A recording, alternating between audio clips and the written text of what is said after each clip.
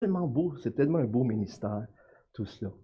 Aujourd'hui, je veux aussi vous parler, bien sûr, du bon samaritain. Je vous invite à tourner dans Luc 10, verset 25, parce que je trouve que le bon samaritain, cette histoire-là, nous présente vraiment une belle vision de ce qu'est l'amour du prochain, de ce qu'est un chrétien, mais aussi certainement un aumônier. Donc, prenez-le comme chrétien aujourd'hui, prenez-le comme une belle vision de l'aumônerie. Mais si vous regardez bien l'image, vous voyez à votre... moi, c'est à ma droite, j'imagine vous aussi, oui, c'est ça. Vous voyez le prêtre le David, ceux qui connaissent un peu l'histoire, qui ont passé tout droit, le Samaritain qui prend soin. Et même dans le boisé, juste au-dessus, au milieu, là, vous voyez, je pense, les brigands qui sont encore en train de s'enfuir. Alors, c'est vraiment une belle image qui nous rappelle cette belle illustration. Et j'aimerais prendre le temps de vous le lire ce matin et qu'on puisse regarder ça ensemble parce que c'est tellement riche. Et lorsque, lorsqu'on ouvre la parole, pas vrai, Dieu parle, hein? Comme on l'a si bien chanté tantôt. Alors lisons ensemble Luc 10, versets 25 à 37. Un professeur de la loi se leva et dit à Jésus pour le mettre à l'épreuve, Maître, que dois-je faire? Que dois-je faire pour hériter la vie éternelle? Jésus lui dit, qu'est-il écrit dans la loi? Qui lis-tu? Il répondit, tu aimeras le Seigneur ton Dieu de tout ton cœur, de toute ton âme, de toute ta force et de toute ta pensée, et ton prochain comme toi-même. Tu as bien répondu, lui dit Jésus, fais cela et tu vivras. Mais lui, voulant se justifier, dit à Jésus, et qui est mon prochain? Jésus reprit la parole et dit, un homme descendait de Jérusalem à Jéricho. Il tomba entre les mains de brigands qui le dépouillèrent, le rouèrent de coups et s'en allèrent en le laissant à moitié mort. Un prêtre qui, par hasard, descendait par là, le même chemin, vit cet homme et passa à distance. De même aussi un Lévite arrivait à cet endroit. Il le vit et passa à distance. Mais un Samaritain qui voyageait arriva près de lui et fut rempli de compassion lorsqu'il le vit. Il s'approcha et banda ses plaies, en y versant de l'huile et du vin. Puis il le mit sur sa propre monture, le conduisit dans une auberge et prit soin de lui. Le lendemain, à son départ, il sortit 2 pièces d'argent, les donna à l'aubergiste et dit, prends soin de lui, et ce que tu dépenseras en plus, je te le rendrai à mon retour. Lequel de ces trois te semble avoir été le prochain de celui qui était tombé au milieu des brigands? C'est celui qui a agi avec bonté envers lui, répondit le professeur de la loi. Jésus lui dit donc, va, agis de la même manière toi aussi. Va agir de la même manière toi aussi. C'était la parole de Dieu, frères et sœurs. Quel beau passage qu'on a ce matin. Et j'aimerais ça qu'on puisse prier. Mais juste avant de prier, je crois que je vais juste, celui-là, je vais juste vous dire que ce matin, j'aimerais ça qu'on voit comme, qu'est-ce que ça implique, l'amour du prochain. L'amour du prochain implique d'aimer au-delà de mes réticences. L'amour du prochain implique d'aimer au-delà de mes propres ressources. L'amour du prochain implique d'aimer au-delà du raisonnable. Et j'aimerais juste prier avant de continuer. Seigneur, je veux te remercier pour ta parole extraordinaire. Tu as certainement un message pour chacun d'entre nous ce matin. Seigneur, on veut s'avancer, on veut être à l'écoute, Seigneur, de ce que tu veux nous dire. Parce que tu es vivant et ta parole est vivante et elle transforme les vies, elle a transformé nos vies par ta grâce et elle va continuer de nous la transformer. Qu'est-ce que tu veux nous dire ce matin, Seigneur? Qu'est-ce que tu veux nous apprendre? Parle à nos cœurs. Au nom de Jésus-Christ, on prie. Amen. Alors, juste avant de me lancer dans ce texte fantastique, j'aimerais juste faire un zoom arrière. Et j'aime bien qu'on se rappelle, dans Luc, si vous étudiez Luc probablement, ou si vous entendez les prédicateurs, vous allez peut-être entendre que Luc est divisé en grande partie. Et du chapitre 1 à 9, on pourrait dire que ça parle de Jésus. Qui est Jésus? Et à partir du chapitre 10, on transige vers qu'est-ce qu'un disciple? Qui est Jésus? Le maître. Qui est-ce qu'un disciple? Le serviteur, hein, celui qui suit Jésus. Et bien sûr, à la fin, donc les 9 premiers chapitres plus le maître. Et 10 à 18 environ, on a plus qu'est-ce qu'un disciple. Et après ça, bien sûr, on a la passion à la fin, l'œuvre de la croix qui est là. Et puis, au chapitre 10, donc, la transition vers qu'est-ce qu'un disciple, les premières choses qui sont dites, c'est qu'un disciple, c'est un témoin du message. Et il donne un témoignage. Il témoigne de l'Évangile parce que les premiers versets, vous allez voir que Jésus, 10, 1 à 24, il envoie les 70 pour annoncer la bonne parole. Et puis là, après ça, tout de suite après, il donne l'autre pendant de ce qu'un disciple est, c'est que c'est un témoignage. Un disciple est un témoignage de l'Évangile. Un disciple est un témoin de l'Évangile, il témoigne, verbal, et un disciple est aussi un témoignage dans sa vie de ce qu'est l'Évangile. Voyez-vous l'idée? Et c'est très intéressant parce que la dernière partie, c'est la fameuse histoire de Marthe et Marie, où, malgré toutes les activités, Marie choisit la bonne part de s'asseoir au pied de Jésus. Donc, soyez un témoin, que vos vies témoignent de l'Évangile aussi, mais n'oubliez jamais de choisir la bonne part d'être au pied de Jésus. C'est vraiment un beau chapitre qui nous témoigne de toutes ces choses-là, la priorité. Donc, la parole. Aujourd'hui, je ne parle pas de la priorité de la parole, je suis persuadé que c'est prêché souvent ici. Aujourd'hui, je vais parler de cet autre aspect d'être un disciple que d'aimer son prochain. Tim Chester disait que l'évangélisation est centrale à tout ce que l'on fait, mais ça implique un contexte dans lequel on le fait. L'amour des autres, l'amour du prochain, est le cadre ou le contexte dans lequel nous voulons prêcher l'Évangile. C'est comme si on pourrait dire accomplir le grand mandat, allez, faites de toutes les nations disciples, par le grand commandement. Aimez votre prochain comme vous-même. Donc, c'est comme si je dirais, si la parole, c'est la semence, aimer notre prochain, c'est préparer le terrain, mettre de l'engrais pour que la semence pousse. Et je suis sûr que vous avez expérimenté ça. Les gens que vous aimez, les gens que vous prenez soin, à un moment donné, c'est eux qui s'ouvrent à la parole et ils veulent entendre parler de l'Évangile. Ils sont ouverts. Donc ici, c'est cette fameuse parabole qui nous dit d'aimer notre prochain comme si on s'aime comme on s'aime nous-mêmes. C'est pas n'importe quoi, là. Est-ce qu'on s'aime, vous croyez? Des fois, si on s'examinerait, on découvrirait qu'on s'aime pas mal. Mais est-ce qu'on aime notre prochain autant que nous? Et lorsque le docteur vient demander à Jésus, qu'est-ce qu'il faut faire pour avoir la vie éternelle? Jésus dit, il répond par une question. Vous allez remarquer ça dans les Écritures, c'est vraiment une bonne façon de faire aussi. Jésus nous montre une bonne méthode.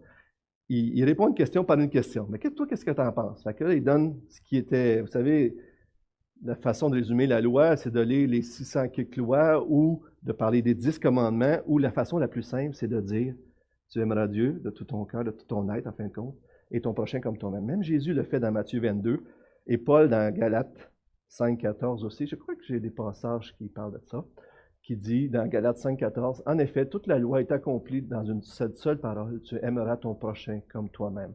Et il y a plein de passages que vous pouvez lire qui rappellent cette vérité fondamentale. Mais là, lorsque Jésus fait ça, il fait ça avec le jeune homme riche un peu plus loin, il ramène la loi à l'avant, c'est souvent pour confronter la personne avec ses propres limitations.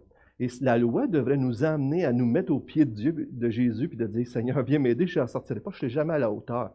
J'ai besoin de d'autres choses que la loi pour être sauvé. J'ai besoin de la grâce. Mais lui, il se sent coupable.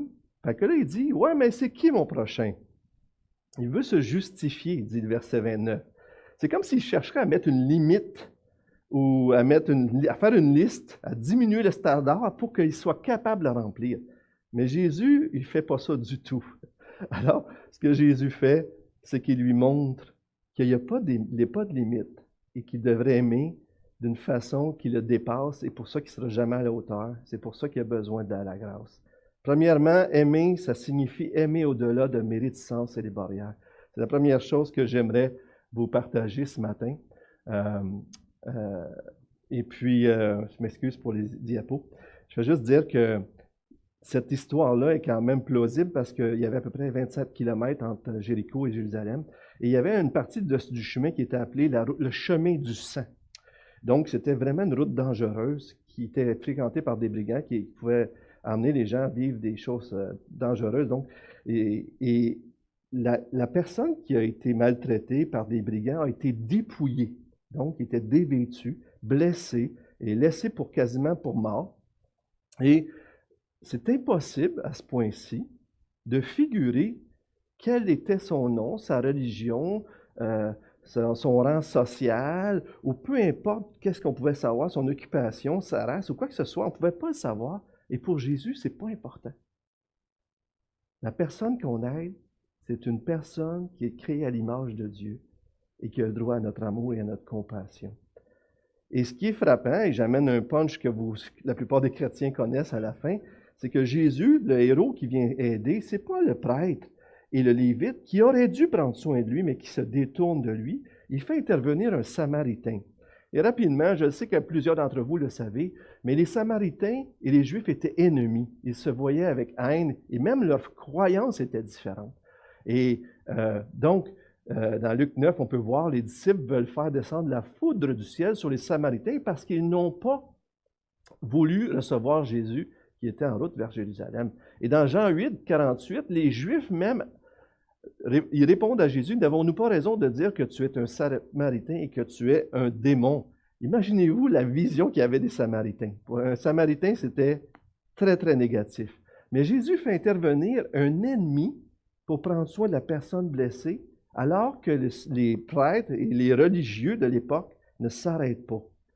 Tout ça pour dire que des fois dans notre vie, frères et sœurs, on a des barrières à aimer certaines personnes, des préjugés. Est-ce que ça vous arrive, vous, d'avoir des difficultés avec certaines personnes? Vous savez, au verset 37, le docteur de la loi, il n'est même pas capable de dire le mot samaritain.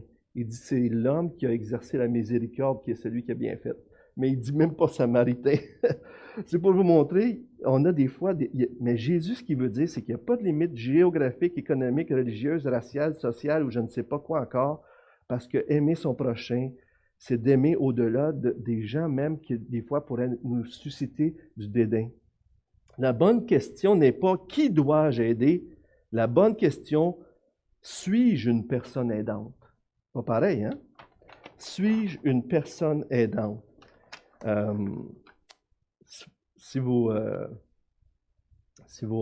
regardez les gens qui vous entourent, des fois, il peut y avoir des gens c'est très difficile. Tim Keller dit ceci, j'ai vraiment aimé ça.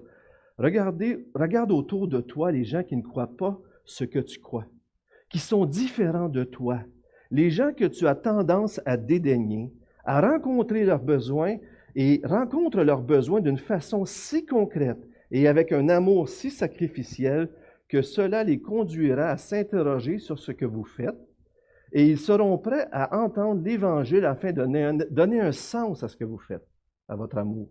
Donc, on devrait aimer les gens d'une façon qui les surprend, d'une façon qui les dépasse, qui devrait les amener à dire « Mais pourquoi? Je ne comprends pas pourquoi tu fais ça. Dans mon monde, dans ma réalité, il n'y a rien qui explique ça. » Et là, l'Évangile va donner l'explication qui explique tout.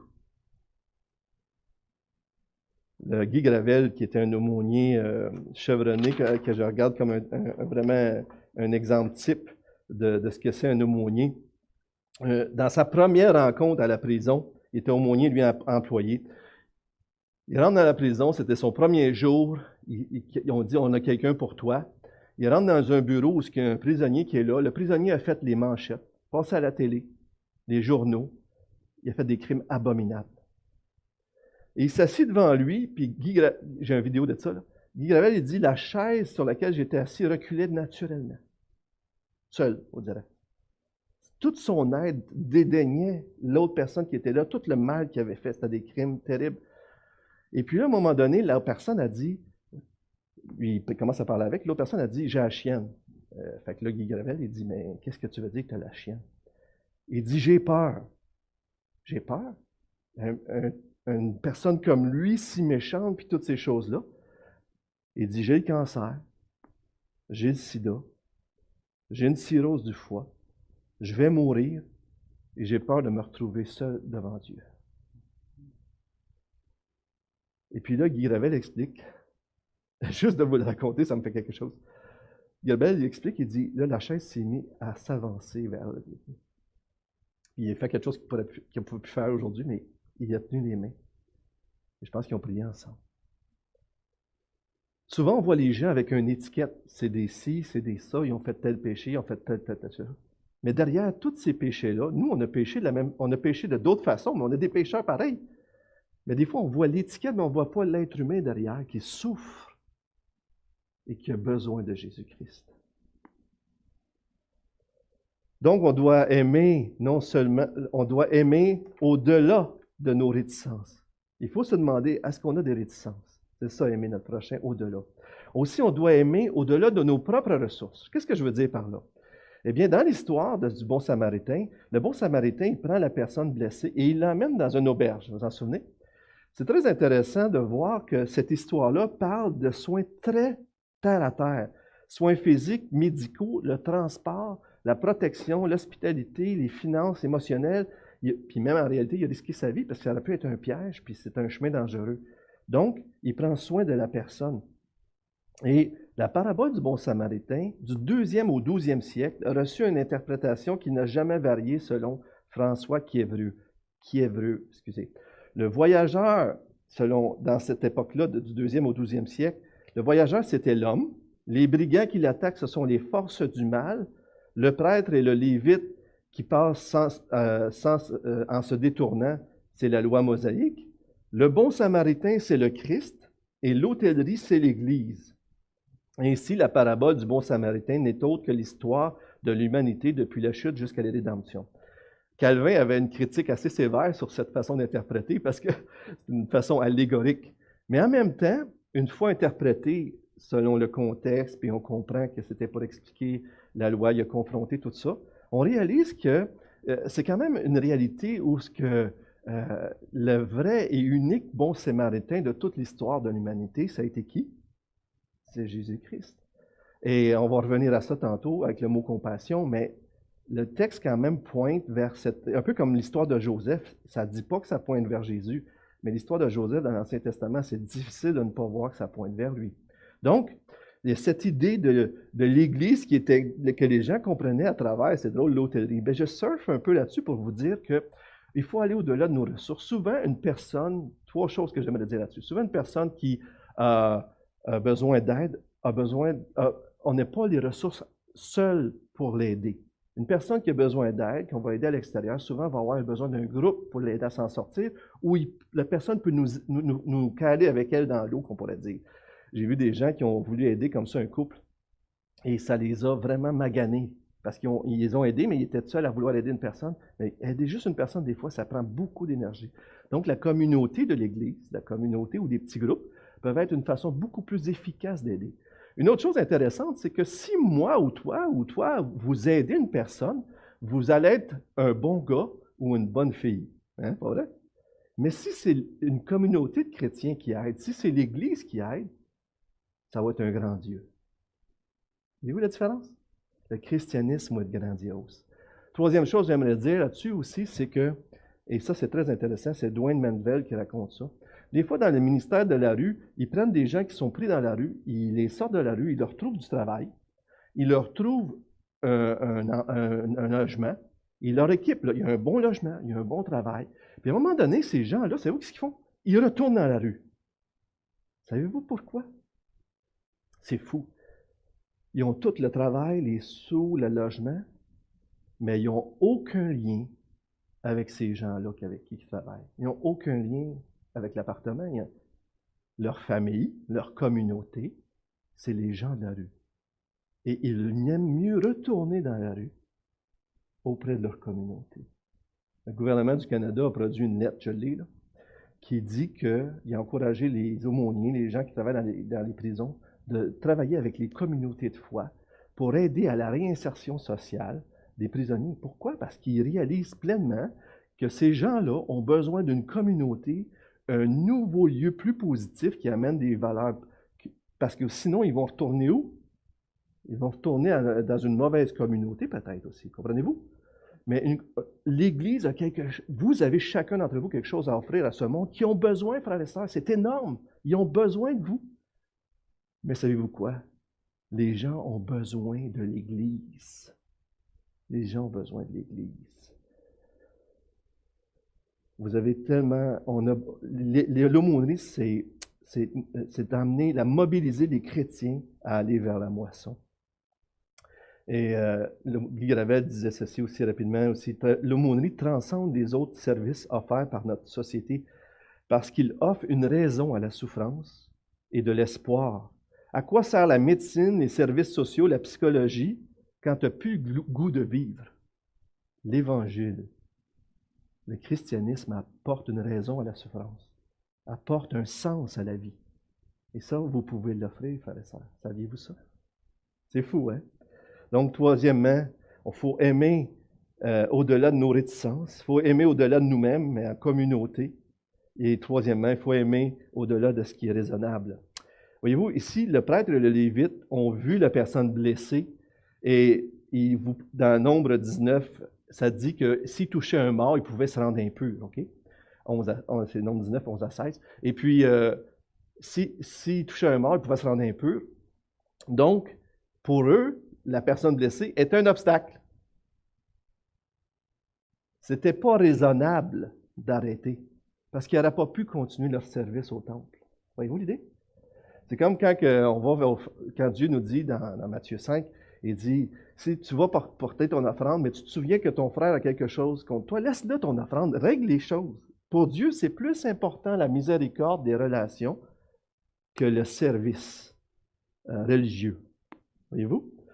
Et c'est vraiment intéressant de voir ces réalités-là. Puis, soyons honnêtes, des fois, nous autres aussi, on a des bonnes excuses. Hein? J'ai vécu ça,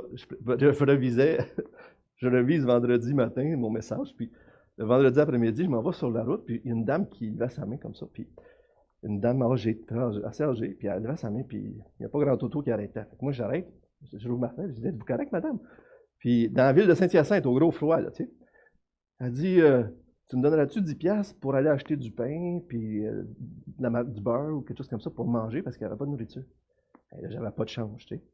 Fait que, puis, mais honnêtement, des fois, tu pourrais dire, hey, j'ai d'autres choses à faire. Hein? C'est vrai que c'est ça qu'on peut se dire des fois. Fait que je dis, mais là, j'étais là, tu m'as juste de réviser mon message. C'est bon, hein, dans ce temps-là? C'est excellent.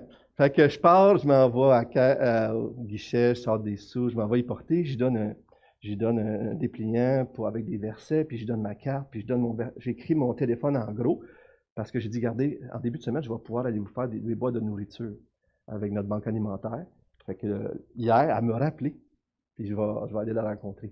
Mais honnêtement, des fois, c'est pas vrai qu'on peut se dire, bon, il y a quelqu'un d'autre qui va s'en occuper. Hein? Les Lévites, puis l'autre, il dit, il y a quelqu'un d'autre qui va s'en occuper. Ça pourrait être dangereux. C'est vrai que ça peut être dangereux d'aider quelqu'un. Ah, je vais être en retard. Ça va me prendre mon temps puis mon argent si je l'aide. Ça peut même être le jugement de Dieu qui vive ça. Hein? Je ne m'interférerai pas dans le jugement de Dieu. J'ai un appel plus grand à faire. Ah, c'est du trouble, puis c'est pas mon don, ça. On va laisser ça à ceux qui ont le don. C'est au gouvernement de s'occuper d'eux. Une des meilleures, c'est de sa faute s'il est là. Je ne l'aiderai pas parce que c'est mis dans le trouble tout ça. Mais savez-vous quoi? Tous ces arguments-là tombent au pied de la croix. Si Jésus se serait dit, je vais aller sur terre s'il y a quelqu'un qui le mérite, comme dirait M. Keller, il dit, il se serait évité un voyage. Parce qu'on s'est tous mis dans la misère, chacun d'entre nous, moi y compris, bien sûr. Puis toutes ces excuses-là, il a passé par-dessus pour venir nous sauver, Jésus-Christ. Et c'est ça que ça veut dire, c'est d'aller au-delà du raisonnable. Et il y a une femme qui était voir Jonathan Edwards, je pense, ou en tout cas qui parle de ça, là, je pense que c'était dans les années 1740, un théologien, un pasteur qui a été étudié lors d'un grand réveil. Et la femme, elle va le voir, puis elle réagissait à son enseignement sur prendre soin des démunis. Puis la femme lui dit, ça serait un fardeau pour moi de faire ça. Ça serait un fardeau de prendre soin des gens comme ça. Donc, M. Edouard lui a répondu, comment pouvons-nous porter les fardeaux des autres sans que ces fardeaux ne tombent sur nous? Si vous aidez les gens et ça ne vous coûte rien, c'est peut-être parce qu'on n'aide pas assez les gens. Peut-être qu'on est comme le Lévite puis le prêtre qui passe à côté. Mais si vous aidez les gens puis ça vous coûte quelque chose, vous êtes en train de faire ce que Christ est en train de faire. Amen? Aider les autres, c'est pas facile. Il faut le faire en communauté, comme on le dit. Il faut le faire avec la bonne motivation. Il faut le faire comme Galates 6.2. C'est là qu'on va accomplir la loi de Christ, on porte les fardeaux. Puis quand on va le faire, frères et sœurs, savez-vous qu'est-ce qui va arriver? Vous allez être confrontés à vos propres péchés, à vos propres vies, et vous allez voir la limite de votre cœur puis de tout ça. Et vous allez être obligé de retourner à Jésus-Christ. Vous savez, le prêtre et le lévite, c'était des gens religieux, mais la religion ne vous aidera pas. c'est pas la culpabilité. Peut-être que vous vous sentez coupable en m'écoutant ce matin, puis c'est aller à Christ si vous vous sentez coupable, parce qu'on ne sera jamais à la hauteur. Je ne suis pas à la hauteur. Personne n'est à la hauteur. Jésus est à la hauteur. Mais lorsqu'on va à Christ, on est pardonné. Et lorsqu'on goûte au bon Samaritain qui est Jésus-Christ pour nous, là, on peut offrir ce que seule la grâce peut offrir. Un amour libéré de toute attente. Et c'est comme si l'histoire amène la personne à se voir dans la place où c'était lui le personne blessée. Le Samaritain ne veut pas s'identifier probablement aux prêtres et aux Lévites qui ont passé tout droit, fait qu'il s'attend peut-être. Mais non, c'est pas un homme du peuple qui vient aider, c'est un Samaritain, un ennemi qui vient aider. Et c'est comme si l'histoire nous place dans la position de vouloir se placer dans la personne du blessé. Et la loi ne remplit pas cette fonction-là, c'est la grâce qui nous emmène. À chaque fois que je vois une personne dans le besoin maganée, ça devrait être un rappel de mon expérience personnelle avec Dieu, un rappel que moi-même j'étais perdu sur le bord de la rue et c'est Jésus-Christ qui est venu me sauver. Et là, ça devrait me pousser, à motiver à l'aimer. Je veux juste donner une citation de John Stott qui est tellement bonne. John Stott, il dit, si le premier signe d'une Église vivante est vrai, est l'amour, le deuxième signe est la souffrance. L'un est la conséquence naturelle de l'autre. Une volonté de souffrir prouve l'authenticité de l'amour. C'est beau, hein? Je termine avec l'idée de compassion que je vous parlais tantôt. Lorsque le Samaritain, au verset 33, a vu l'homme, il a été ému de compassion. Amar Djabala dit que dans les évangiles synoptiques, le mot grec pour compassion ici n'est rattaché qu'à Dieu et à Jésus-Christ. C'est pour montrer comment est-ce que le personnage est rattaché à Dieu lui-même. Et lorsque Dieu a compassion, il agit.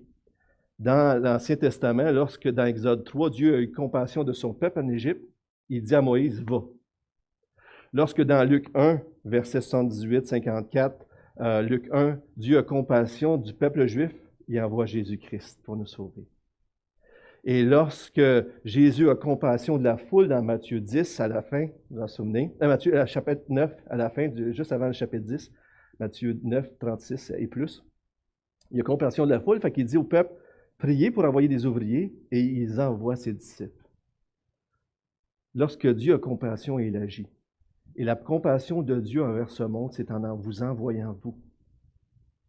Lorsque quelqu'un a été envoyé, un porte-parole de Jésus est venu vers vous pour vous parler de l'Évangile, c'était l'expression de la compassion de Dieu. Je termine avec une citation. Oui, Etsy. Écoutez bien ceci. La vie est comme une rivière qui nous entraîne et nous expose à toutes sortes de dangers désespérants. Les différentes religions du monde nous donnent divers conseils le long de la route. Krishna dit que les rapides sont des illusions. Bouddha dit de se laisser aller avec les flots, et la plupart des autres religions nous disent de nager encore plus fort. Mais Jésus est venu dans la rivière avec nous et a donné sa vie pour nous en sortir.